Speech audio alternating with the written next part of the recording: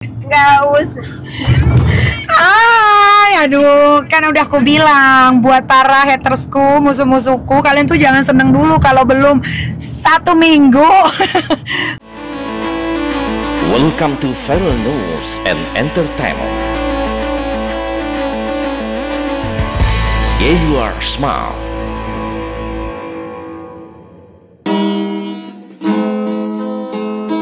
Kehidupan dalam dunia terkadang penuh aniaya, keadilan oleh manusia terkadang tiada sempurna. Yang benar di penjara, yang salah tertawa. Sungguh mata dunia memang tak sempurna. Oh, begitulah dunia. Assalamualaikum warahmatullahi wabarakatuh. Sepenggal lirik lagu yang pernah dipopulerkan oleh Bang Haji Rhoma Irama. Ya, judulnya adalah Narapidana. Tentu masih ingat dan terngiang di pikiran kita. Lirik lagu Bang Haji Rhoma Irama tersebut sangat menyentuh, dan banyak sekali lagu-lagu yang diciptakannya adalah menyentuh ke kehidupan dunia. Hingga akhirnya Bang Haji Rhoma Irama akan mengajak kita untuk menuju ke kehidupan yang lebih baik di akhirat kelak. Tetapi bukan masalah itu yang akan kita bahas kali ini. Masalah pengadilan yang lirik lagu saya sampaikan tadi. Yang benar di penjara, yang salah tertawa. Sungguh mata dunia memang tak sempurna. Oh, begitulah dunia. Masya Allah. Nikita Mirzani baru saja ditangkap tanggal 21 Juli 2022. Tetapi di tanggal 23 sudah dibebaskan. Ada apa? Alasannya karena Nikita Mirzani memiliki anak kecil yang masih perlu bersama dia. Banyak kasus-kasus lain yang ada di bumi ini, di kasus yang sama padahal, atau kasus yang lebih ringan lagi, berseteru dengan tetangga karena mencibir tetangga atau perbuatan tidak menyenangkan. Bahkan dua-duanya kerap di penjara. Oke lah, kalau kasus-kasus besar seperti pengedar narkoba segala macam atau membunuh suami, oke, kita maklumi. Tetapi kasus yang sama, yang lebih ringan lagi ada. Bahkan kenapa ini tidak mendapat prioritas? Apakah sang ibu yang dipenjara tersebut karena tidak memiliki fee atau gimana? Kita kilas balik, kita flashback dulu. Tanggal berapa Nikita Mirzani ditangkap di mall, dan seperti apa komitmennya, lalu kemudian dilepas begitu saja. Yuk, ini dia videonya untuk Anda. Viral News and Entertainment. Kabid Humas Polda Banten, Kombes Pol Sinto Silitonga menyampaikan alasan penjemputan paksa Nikita Mirzani dilakukan di tempat umum atau mal. Kombes Sinto mengatakan, penangkapan paksa lantaran Nikita Mirzani dinilai tidak kooperatif selama penyelidikan. Pertimbangan penangkapan terhadap tersangka NM tentu saja pada sikap NM yang cenderung tidak kooperatif selama penyelidikan, jelas Sinto. Meski penyidik sudah beberapa kali menyampaikan himbauan agar tersangka kooperatif selama proses penyidikan berlangsung. Sebelumnya, penyidik sudah melayangkan surat panggilan pada Senin 20 Juni 2022 lalu untuk dimintai keterangan pada Jumat 24 Juni 2022. Namun disebutkannya, Nikita sempat meminta penjadwalan ulang pada Rabu 6 Juli 2022, tapi tetap tidak hadir. Disampaikan penangkapan dipimpin oleh Kasat Reskrim Polresta Serang Kota AKP David Adi Kusuma bersama 3 polwan secara persuasif. Upaya paksa dipimpin langsung oleh Kasat Reskrim Polresta Serang Kota AKP David Adi Kusuma dengan membawa 3 personil polwan. Penangkapan ini dilaksanakan secara persuasif dengan terlebih dahulu menunjukkan identitas penyidik dan surat perintah penangkapan terhadap tersangka NM. Oke, yuk. Baik, Assalamualaikum warahmatullahi wabarakatuh. Selamat malam dan salam sejahtera untuk kita semua. Yang terhormat Bapak Wakapolresta Serang Kota dan rekan-rekan media yang kami cintai. Hari ini Polda Banten bersama dengan Polresta Serang Kota akan sharing informasi publik tentang upaya paksa yang telah dilakukan oleh penyidik Satuan Reskrim Polresta Serang Kota terhadap tersangka inisial NM. Yang pertama, benar bahwa penyidik Satreskrim Polresta Serang Kota telah melakukan upaya paksa berupa penangkapan. Sekali lagi kami sampaikan, berupa penangkapan terhadap tersangka NM pada hari Kamis tanggal 21 Juli sekitar pukul 14.50 WIB yang dilakukan di lobi utama Mall Senayan City di Jakarta Selatan. Kemudian upaya paksa ini langsung dipimpin oleh Kasat Reskrim Polresta Serang Kota, AKP David Adi Kusuma. Dan sebagaimana diketahui bahwa Kasat Reskrim juga membawa 3 personil Polwan karena yang ditangkap adalah seorang wanita. Dan dilaksanakan secara persuasif. Kami ulangi, pelaksanaan kegiatan penangkapan dilaksanakan secara persuasif. Dengan terlebih dahulu penyidik menunjukkan identitasnya dan menunjukkan surat perintah tugas serta surat perintah penangkapan untuk kemudian meminta tersangka NM masuk ke dalam mobil. Dan sudah sama-sama kita ketahui bahwa tersangka NM sekarang berada di dalam ruangan penyidik. Kemudian setelah berada di dalam kantor Polresta Serang Kota, kami menyampaikan bahwa penyidik berkewajiban untuk memenuhi hak-hak tersangka, yaitu segera untuk dimintai keterangan atau dilakukan pemeriksaan dengan pendampingan penasihat hukum yang ditunjuk oleh tersangka NM. Dalam posisi hari ini, malam ini, penyidik masih menunggu kehadiran dari penasihat hukum yang ditunjuk oleh saudari NM dan melanjutkan proses penyidikan secara profesional dan prosedural hingga proses penyidikan ini dapat memberikan kepastian hukum. Sekali lagi, pasca dilakukan penangkapan, maka penyidik harus memberikan hak-hak tersangka untuk segera dimintai keterangan dengan pendampingan penasihat hukum dan melanjutkan penyidikan secara profesional dan prosedural hingga dapat memperoleh kepastian hukum. Flashback, sebagaimana kami sudah menginformasikan kepada publik bahwa penyidik telah melayangkan surat panggilan terhadap tersangka NM pada Senin 20 Juni lalu untuk dimintai keterangan atau untuk diperiksa sebagai tersangka pada hari Jumat tanggal 24 Juni. Namun surat panggilan tersangka dari penyidik ini direspons untuk dapat bermohon dijadwalkan ulang pada hari Rabu tanggal 6 Juli 2022. Namun pada hari tersebut tersangka NM juga tidak hadir di depan penyidik.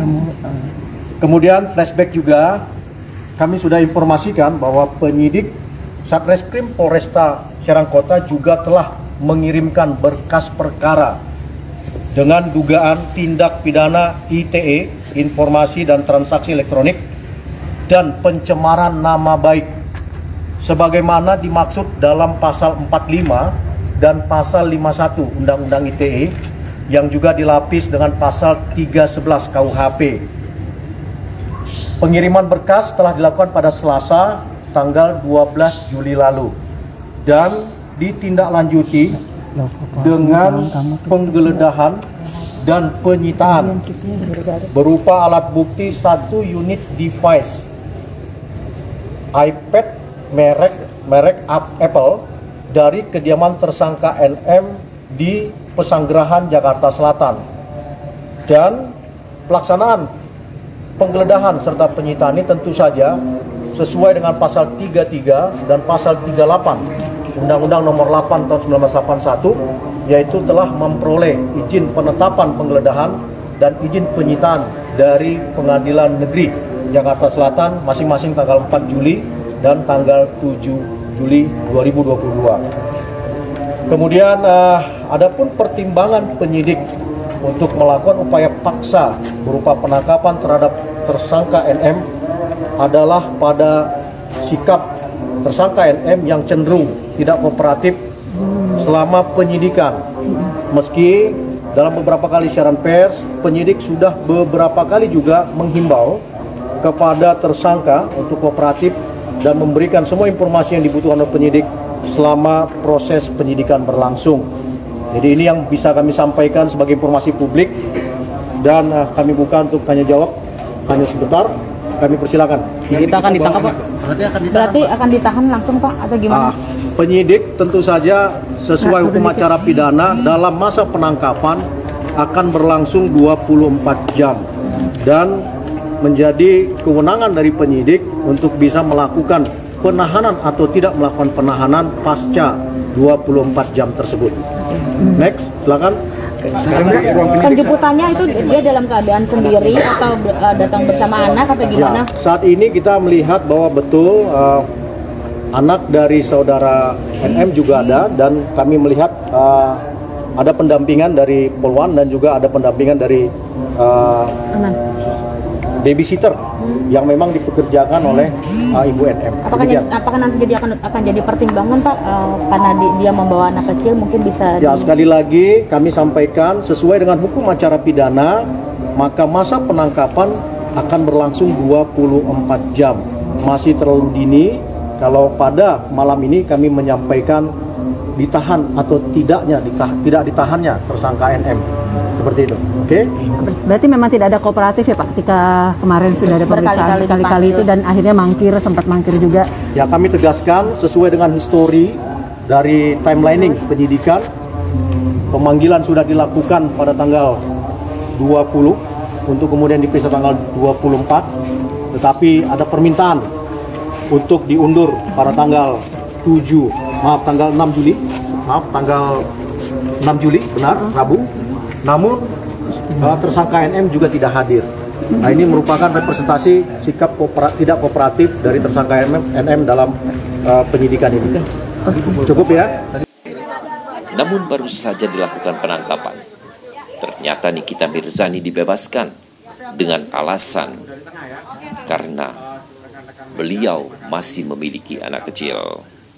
Atas nama Niki dan keluarga Kak Fitri mengucapkan yang pertama kali saya ucapkan banyak terima kasih buat Kapolda Banten yang betul memberikan atensi dan memperhatikan permasalahan Nikita Mirzani dengan memperhatikan keberadaan Niki sebagai seorang ibu yang mempunyai 3 orang. Itu yang menjadi pertimbangan Bapak Kapolda. Sehingga Niki pada malam hari ini tidak dilakukan penahanan dan diizinkan untuk pulang bersama anaknya biar berkumpul dengan anak-anaknya di rumah. Itu yang pertama. Yang kedua, saya juga terima kasih buat Humas Polda Banten, buat Pak Kapolres, buat Bapak Kasat Serse dan penyidik yang luar biasa memberikan kesempatan kepada Niki, memberikan hak-hak kepada Niki untuk menjelaskan permasalahannya. Saya tidak akan berbicara materinya karena pada malam hari ini Niki hanya ingin mengucapkan terima kasih kepada rekan-rekan media yang mengawal perkara ini. Terima kasih banyak kepada Bapak Kapolda, Bapak Prof.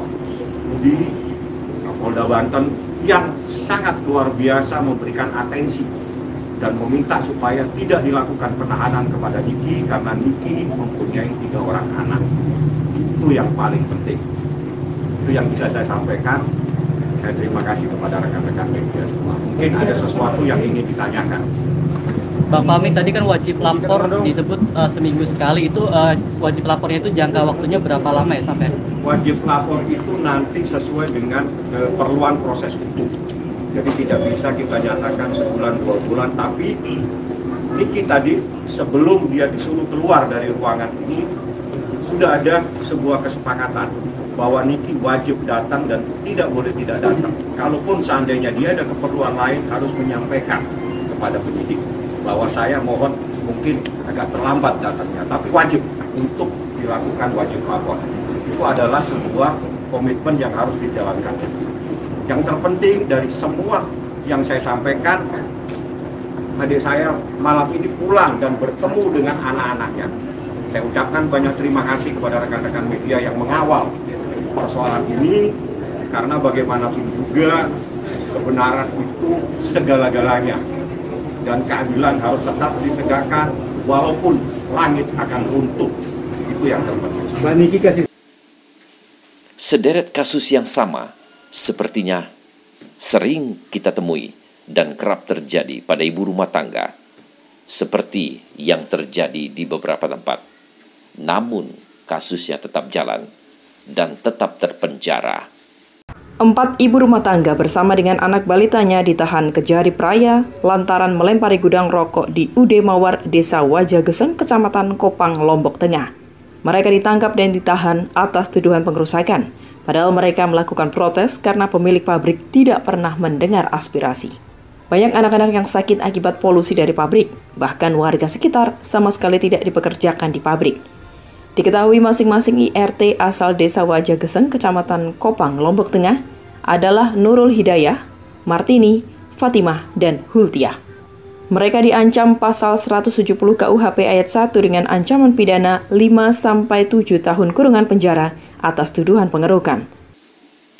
Yang mengherankan adalah kenapa Nikita Mirzani seperti ada kekebalan hukum dan ada spesial dalam perkara dan selalu berperkara. Dan ini sepertinya tidak perlu terjadi tebang pilih. Kalaupun Nikita Mirzani bisa dilepaskan dengan alasan anak balitanya, masih perlu bertemu beliau. Kasus-kasus lain juga yang menimpa ibu rumah tangga, seperti kasus pencemaran nama baik, fitnah, pencurian, dan lain-lain, perlu juga mendapat pertimbangan dari penegak hukum. Itulah negara ini. Ketika penegakan hukum tidak adil, maka yang disakiti adalah rakyat kecil. Sepertinya rakyat kecil masih harus dikecilkan, rakyat miskin masih harus dimiskinkan, dan tidak pernah dibelah oleh hukum yang ditegakkan di negara ini.